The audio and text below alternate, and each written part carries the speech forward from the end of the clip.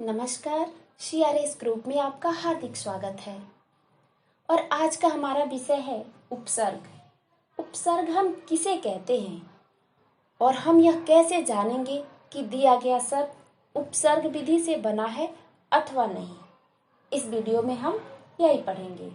तो सबसे पहले हम यह जान लेते हैं कि उपसर्ग क्या होता है, किसे कहते हैं उपसर्ग। तो उपसर्ग की परिभाषा होती है कि उपसर्ग वह शब्दांश होता है जो किसी सार्थक शब्द के पहले जुड़कर उस शब्द के मूल अर्थ में परिवर्तन करके एक नए शब्द का निर्माण करता है। उपसर्ग किसे कहते हैं? तो उपसर्ग वह शब्दांश होता है जो किसी सार्थक शब्द के पहले जुड़कर उस शब्द के मूल अर्थ में परिवर्तन करके एक नए शब्द का निर्माण करता है। उपसर्ग को हम शब्द निर्माण विधि के अंतर्गत भी पढ़ते हैं। जब हम शब्द निर्माण विधि को पढ़ते हैं तो चाहे वह उपसर्ग हो या प्रत्यय, इसका जिक्र जरूर आता है। हमने जब उपसर्ग का परिभाषा बताया तो उसमें एक शब्द बोला शब्दांश। अब हम शब्दांश किसको कहते हैं, सबसे पहले हम यह जान लें। तो शब्दांश हम उसे कहते हैं जो स्वतंत्र रूप से कहीं प्रयोग नहीं होता है। शब्दांश का प्रयोग स्वतंत्र रूप से कहीं नहीं होता है। शब्दांश किसी शब्द के आगे जुड़ता है और वह अपना एक भावार्थ भी रखता है।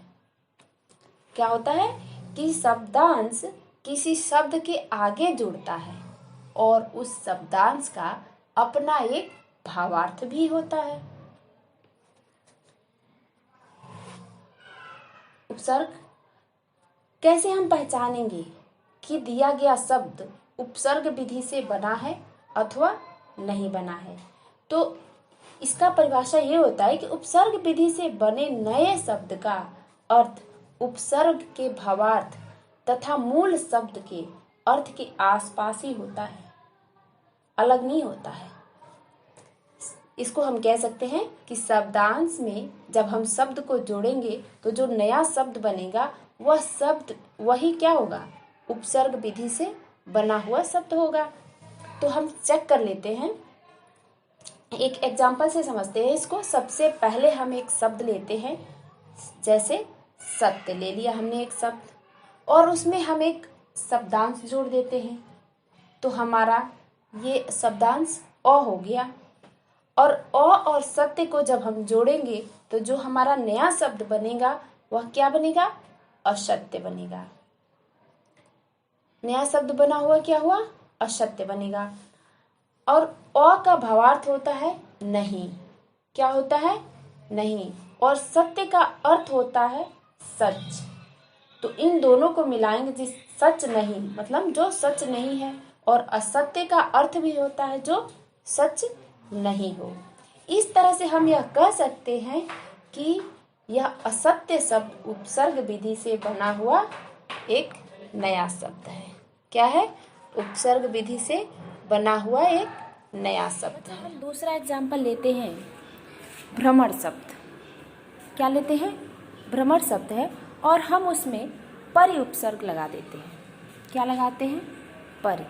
तो परि का भावार्थ होता है चारों तरफ। क्या होता है, चारों तरफ। और भ्रमण का अर्थ होता है घूमना, और दोनों का हम योग करेंगे तो होगा चारों तरफ घूमना। और परिभ्रमण का अर्थ भी होता है चारों तरफ घूमना। तो इस प्रकार हम कह सकते हैं इन दोनों उपसर्ग और शब्द दोनों का योग मिलाकर और क्या बन रहा है, एक जो नया शब्द बन रहा है उसके अर्थ से मैच कर रहा है। इसलिए हम कह सकते हैं कि जो परिभ्रमण शब्द है वह उपसर्ग विधि से बना शब्द है। यह जान लेते हैं कि इन उपसर्गों की संख्या होती कितनी है, आखिर कितने होते हैं ये उपसर्ग। तो संस्कृत में उपसर्गों की संख्या होती है कुल 22 यानी कि 22, और हिंदी में उपसर्गों की संख्या होती है 13 यानी कि 13। बच्चों, अब हम यह जान लेते हैं कि उपसर्ग कौन कौन से होते हैं और उनका भावार्थ क्या होता है। तो हमारा सबसे पहला उपसर्ग आता है क्या, अति। क्या आता है? अति। और उसका भावार्थ होता है अधिक। क्या होता है? अधिक। अति से हम शब्द बना सकते हैं अधिक, अत्यधिक, अत्यंत, अतिरिक्त, अतिशय। हमारा जो अगला उपसर्ग आता है वो है अधि। क्या है? अधि। और उसका जो भावार्थ होता है वो होता है ऊपर, श्रेष्ठ। इससे हम जो शब्द बना सकते हैं अधिकार, अधिपति, अधिनायक। हमारा अगला जो संस्कृत का उपसर्ग है वो है अनु। और अनु का जो भावार्थ होता है पीछे, समान। अनु से हम शब्द बना सकते हैं अनुचर, अनुकरण, अनुसार, अनुशासन इत्यादि शब्द बना सकते हैं। बच्चों, हमारा जो अगला उपसर्ग आता है संस्कृत का वो है अप। क्या है? अप। और उसका भावार्थ होता है बुरा, हीन।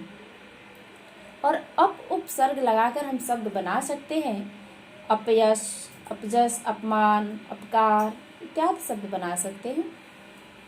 अगला हमारा संस्कृत का उपसर्ग है अभी। क्या है? अभी। और अभी का भावार्थ होता है सामने, चारों ओर। ठीक है। और इससे जो शब्द हम बना सकते हैं अभियान, अभिषेक, अभिनय, अभिमुख इत्यादि शब्द बना सकते हैं। हमारा जो इसके बाद आता है संस्कृत का उपसर्ग वो है अ। उसका भावार्थ होता है हीन। क्या होता है? हीन, नीच। और अ से हम बना सकते हैं, अ उपसर्ग से हम शब्द बना सकते हैं अवगुण, अवनति, अवतार, अवतरण इत्यादि शब्द बना सकते हैं। उसके बाद हमारा उपसर्ग आता है आ। क्या आता है? आ। और इसका भावार्थ है तक, समेत। और आ उपसर्ग से हम शब्द बना सकते हैं आजीवन, आगमन, आरक्षण, आक्रमण इत्यादि। उसके बाद हमारा जो उपसर्ग आता है वो है उत। उत का भावार्थ होता है ऊंचा, श्रेष्ठ, ऊपर। और इससे हम शब्द बना सकते हैं उत्कर्ष, उत्तम, उत्पत्ति इत्यादि शब्द बना सकते हैं। उसके बाद जो हमारा उपसर्ग आता है वो है उद। क्या है? उद। और उद का भावार्थ होता है ऊपर, उत्कर्ष। उससे हम शब्द बना सकते हैं उद्गम, उद्भव इत्यादि। उसके बाद हमारा संस्कृत का उपसर्ग आता है उप। क्या आता है? उप। और इसका जो भावार्थ होता है वो होता है निकट। क्या होता है? निकट, सदृश, गौड़ इत्यादि होता है। और उप उपसर्ग लगाकर हम शब्द बना सकते हैं उपदेश, उपवन, उपमंत्री, उपहार इत्यादि शब्द बना सकते हैं। उसके बाद आता है हमारा दुर। क्या आता है? दुर। इसका भावार्थ होता है बुरा, कठिन। और उससे हम शब्द बना सकते हैं दुर्जन, दुर्गम, दुर्दशा इत्यादि शब्द बना सकते हैं। उसके बाद आता है दुष। इसका भावार्थ होता है बुरा। क्या होता है? बुरा, कठिन। और इसे हम शब्द बना सकते हैं दुष्चरित्र, दुस्साहस, दुष्कर इत्यादि शब्द बना सकते हैं। अगला हमारा उपसर्ग आता है नीर। क्या आता है? नीर। और उसका भावार्थ होता है बिना, बाहर, निषेध। और इसका शब्द बना सकते हैं हम नीर उपसर्ग से हम शब्द बना सकते हैं निरपराध, निर्जन इत्यादि। उसके बाद आता है निस। क्या है उपसर्ग? संस्कृत उपसर्ग है निस। और हम इसे शब्द बना, और इसका भावार्थ होता है रहित, पूरा, विपरीत। और इससे हम शब्द बना सकते हैं निस्तार, निस्तार, निश्चल इत्यादि बना सकते हैं। उसके बाद हमारा उपसर्ग आता है नी। क्या आता है? नी। और नी का जो भावार्थ होता है वो होता है निषेध, अधिकता, नीचे। और नीस उपसर्ग से हम शब्द बना सकते हैं निवारण, निपात, नियोग इत्यादि। उसके बाद हमारा जो उपसर्ग आता है परा। क्या आता है? परा। और उसका भावार्थ होता है उल्टा या पीछे। और इससे हम शब्द बना सकते हैं पराजय, पराभव, परामर्श, पराक्रम इत्यादि शब्द बना सकते हैं। उसके बाद हमारा उपसर्ग आता है परि। क्या आता है? संस्कृत उपसर्ग है परि। और उसका भावार्थ होता है आसपास, चारों तरफ। इससे हम शब्द बना सकते हैं परिजन, परिक्रम, परिपूर्ण, परिभ्रमण इत्यादि शब्द बना सकते हैं। उसके बाद हमारा उपसर्ग आता है प्र। क्या उपसर्ग है? प्र। और इसका भावार्थ होता है अधिक या आगे, और उसे हम बना सकते हैं शब्द प्र उपसर्ग से प्रख्यात, प्रबल, प्रस्थान, प्रकृति इत्यादि। उसके बाद हमारा उपसर्ग आता है प्रति। क्या आता है? प्रति। और इसका जो भावार्थ होता है उल्टा, सामने, हरेक। इसे हम शब्द बना सकते हैं प्रतिकूल, प्रत्यक्ष, प्रतिक्षण, प्रत्येक इत्यादि शब्द बना सकते हैं। उसके बाद आता है वी। वी का जो भावार्थ होता है भिन्न, विशेष। इसे हम शब्द बना सकते हैं विदेश, विलाप, वियोग, विपक्ष। बहुत ढेर सारे शब्द हैं जो हम वी से बना सकते हैं। उसके बाद हमारा जो उपसर्ग आता है सम, और इसका भावार्थ होता है उत्तम, साथ, पूर्ण। और इससे हम शब्द बना सकते हैं संस्कार, संगम, संतुष्ट, संभव इत्यादि। और लास्ट हमारा संस्कृत का उपसर्ग है सु। क्या है? सु। और इसका भावार्थ होता है अच्छा, अधिक।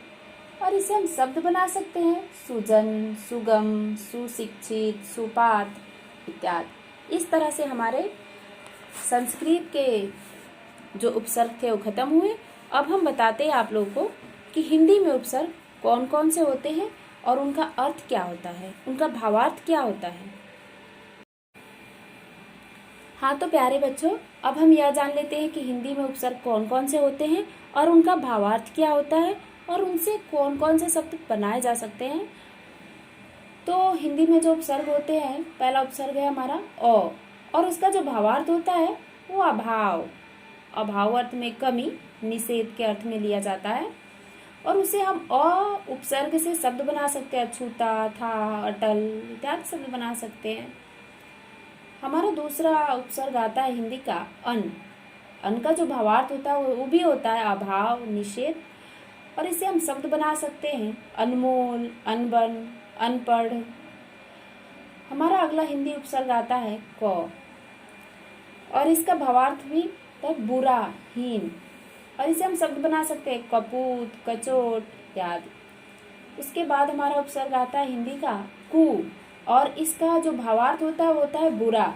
और हम इसे शब्द बना सकते हैं कुचाल, कुचैला, कुचक इत्यादि। जो हमारा अगला उपसर्ग आता है हिंदी का वो है दु, और इसका भावार्थ होता है कम, बुरा। और इसे हम शब्द बना सकते हैं दुबला, दुलारा, दुधारू। उसके बाद से आता है हमारा उपसर्ग नी। इसका जो भावार्थ होता है कमी। इसे हम शब्द बना सकते हैं निगोड़ा, निडर, निहत्था इत्यादि। इसके बाद आता है हमारा उपसर्ग हिंदी का अव, और हम इसका भावार्थ होता है हीन, निषेध। और इसे हम शब्द बना सकते हैं अवगुण, धर, अवसर, अवसान इत्यादि बना सकते हैं सब। उसके बाद हमारा उपसर्ग आता है भर, और इसका जो भावार्थ होता है वो होता है पूरा। क्या होता है? पूरा। और हम इसे शब्द बना सकते हैं भरपेट, भरपूर, भरसक इत्यादि शब्द बना सकते हैं। अगला हमारा हिंदी उपसर्ग है सु। इसका अर्थ होता है अच्छा। क्या होता है? अच्छा। और सु उपसर्ग से हम शब्द बना सकते हैं सुडौल, सुजान, सुफल इत्यादि। उसके बाद हमारा अगला आता है उपसर्ग अध, और इसका अर्थ होता है आधा। क्या भावार्थ होता है इसका? आधा। और इससे हम शब्द बना सकते हैं अध उपसर्ग से अधपका, अधकच्चा, अधमरा इत्यादि। अगला हमारा हिंदी उपसर्ग है उन। क्या है? उन। और इससे हम बना सकते हैं, इसका भावार्थ होता है एक कम। क्या होता है? एक कम। और इससे हम बना सकते हैं शब्द 29, 39, 59 इत्यादि शब्द बना सकते हैं। और उसके बाद हमारा जो उपसर्ग आता है वो है पर, और इसका भावार्थ होता है दूसरा, बाद का। और पर उपसर्ग से हम शब्द बना सकते हैं परलोक, परोपकार, परसर्ग, परहित त्याग। और जो हमारा लास्ट है हिंदी उपसर्ग बिन, और इसका भावार्थ होता है बिना, निषेध। और हम इससे शब्द बना सकते हैं बिन ब्याहा, बिन बादल, बिन पाए, बिन जाने। इस तरह से ये हमारा जो हिंदी का उपसर्ग था वो समाप्त हुआ। और आशा करती हूँ कि आप लोगों को उपसर्ग समझ में आ गया होगा। प्लीज़ सब्सक्राइब कीजिए हमारे चैनल को और बेल आइकन दबाना बिल्कुल ना भूलिए, ताकि आपको लेटेस्ट अपडेट्स हमेशा मिलते रहें।